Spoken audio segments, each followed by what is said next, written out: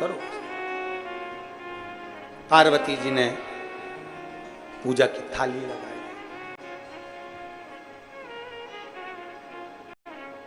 पूजा की थाली माता पार्वती, कहां से लाऊं गंगा, कहां से लाऊं,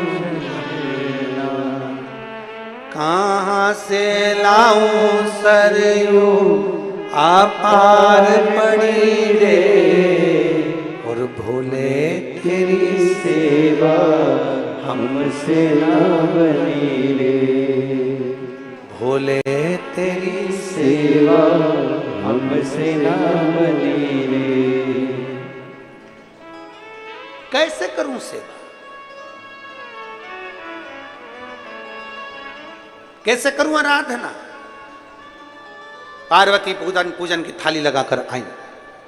जो माता पार्वती जी ने पूजन की थाली लगाई, सावन महीने की पूजन माता पार्वती जी नियम लेकर शंकर की आराधना में डूबी, शिव आराधना। थोड़ा नियम लेकर पूजन करने वाले की परीक्षा भगवान लेता बहुत है। जो नियम लेके कथा सुनते ना, मैं अब की बार जो नया रायपुर में कथा हो रही है पूरी 5 दिन की सुनूंगी, पक्का नियम ले लिया। इतनी देर में मालूम पड़ा कि कहीं कोई मेहमान घर में आ, फिर नियम लिया मैं अब की बार कथा पूरी सुनूंगी, मालूम पड़े कहीं दूर के दूर के दूर के दूर के दूर के रिश्तेदार के यहाँ कुछ हो गया।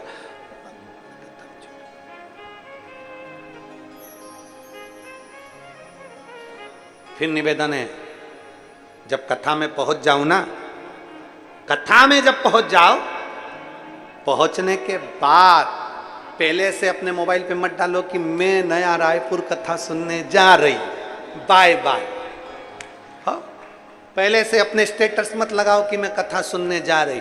जाते जाते भी रास्ते से वापस लौटना पड़ सकता है, इसलिए जब कथा में पहुंच जाओ तब सेल्फी लो कि हो सकता है कि अब मैं कथा में पहुंच गई।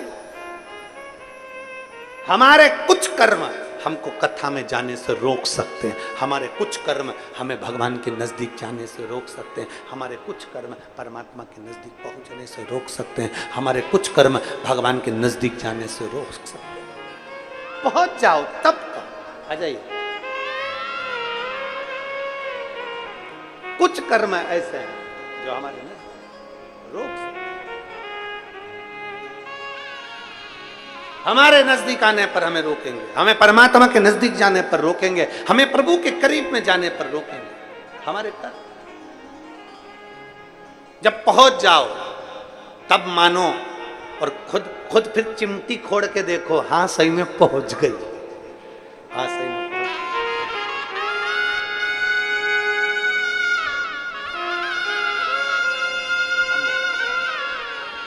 गई। एक बार जोरदार ताली बजाओ। 13 वर्ष के बाद डॉक्टरों की रिपोर्ट के अनुसार संतान का सुख नहीं, पर शिव कृपा शंभु।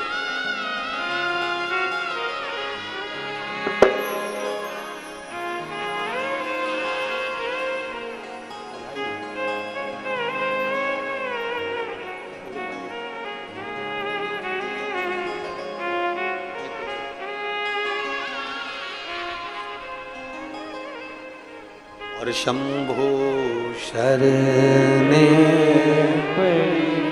मांगू घड़ी रे घड़ी, दुख काटो दया करी दर्शन आपो।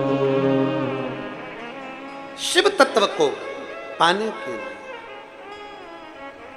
पार्वती जी ने नियम ले लिया, सावन का महीना है, मैं शिव की आराधना में लीन रहूंगी, शंकर की आराधना करूंगी, शिव तत्व में डूबूंगी। आराधना में लगी थी, पूजन की थाली तैयार करके बैठ गई थी, तभी उसी समय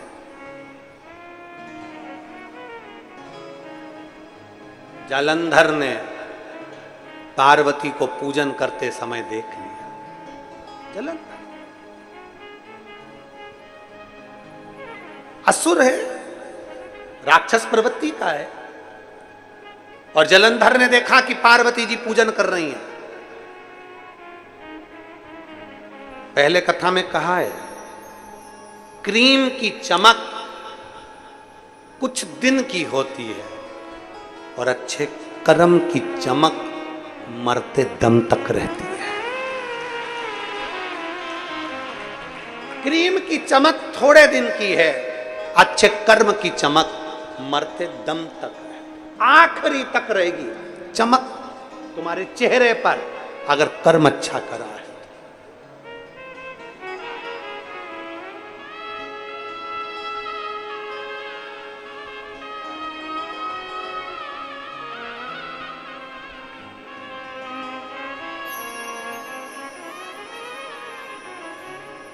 फिर निवेदन, मत बुरे कर्म कर बंदे वरना पछताएगा, भगवान के आंखों से तू बच नहीं पाएगा, तू बच नहीं पाएगा।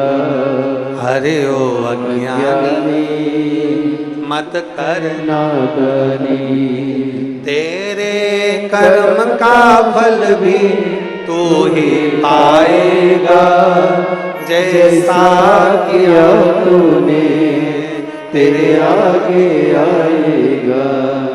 मत बुरे बुरे कर्म कर बंदे वरना पछताएगा, भगवान की आंखों से तू बच नहीं पाएगा, तू बच नहीं पाएगा।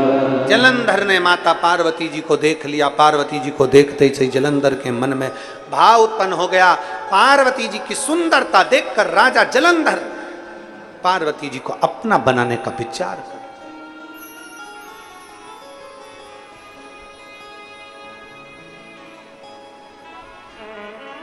देवऋषि नारद आए और देवऋषि नारद जी ने आकर जलंधर को समझाया, रे राजा जलंधर,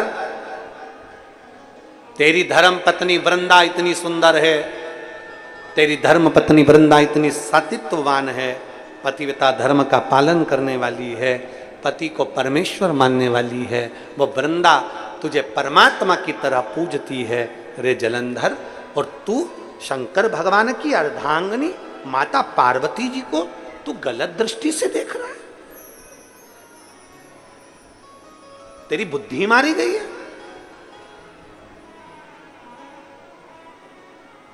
तेरी चित्तवृत्ति ठीक नहीं है।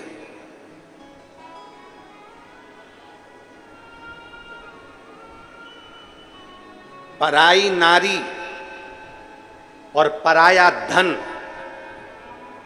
आज नहीं तो कल व्यक्ति को बर्बाद कर कर मानता है। पराई नारी और पराया धन अभी अच्छा लगेगा, पर एक दिन बर्बाद। लंकाधिपति रावण की नगरी में पर नारी माता जानकी जी गई और पूरी राजा की नगरी जलकर भस्म हो गई और पूरा वंश मिट गया। वंश, पर नारी और पराया धन, पराई नारी और पराया धन एक ना एक दिन बर्बाद कर कर मानता है, पूरा वंश मिटा देता है, पूरा वंश।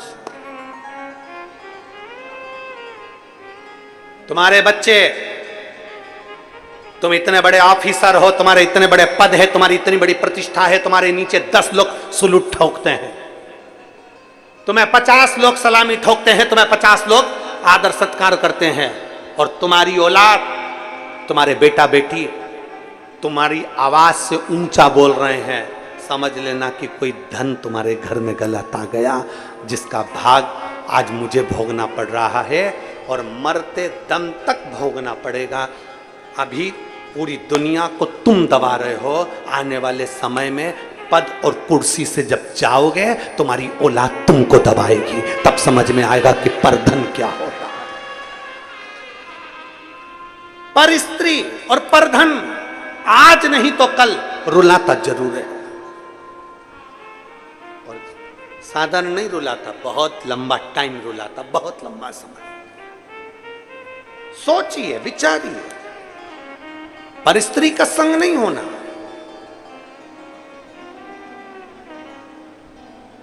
राजा जलंधर ने पार्वती जी पर अपनी दृष्टि, देवऋषि नारद ने समझाया।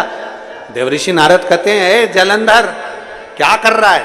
शंकर भगवान की अर्धांगिनी है पार्वती जी और तो उन पर गलत दृष्टि दे रहा है। वो तो मां है, मां, और माता पर गलत दृष्टि। जलंधर को क्रोध आ गया और देवऋषि नारद को मारने के लिए उसने शस्त्र उठाया। देवऋषि नारद समझाने के लिए आए थे, लौट कर चले गए। कुछ समय के बाद दूसरा दिन निकला, ब्रह्मा जी और इंद्र ने आकर समझाया, जलंधर मान जा, पार्वती पर गलत दृष्टि मत दे, पार्वती पर गलत दृष्टि मान जा जलंधर। जलंधर का विनाश काले विपरीत बुद्धि का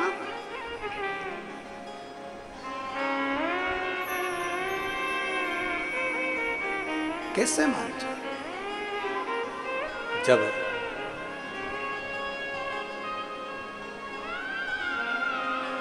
अच्छे मार्ग की ओर तुम बढ़ रहे हो तो समझ लेना कि कहीं प्रभु की कृपा हुई है।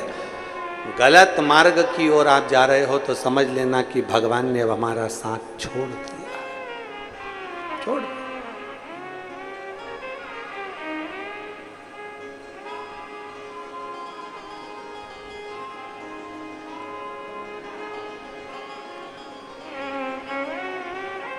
प्रभु से बस कहते रहना, कभी कृपा करना ऐसी कि किसी ना किसी रूप में तू मेरे सम्मुख में आकर खड़ा हो।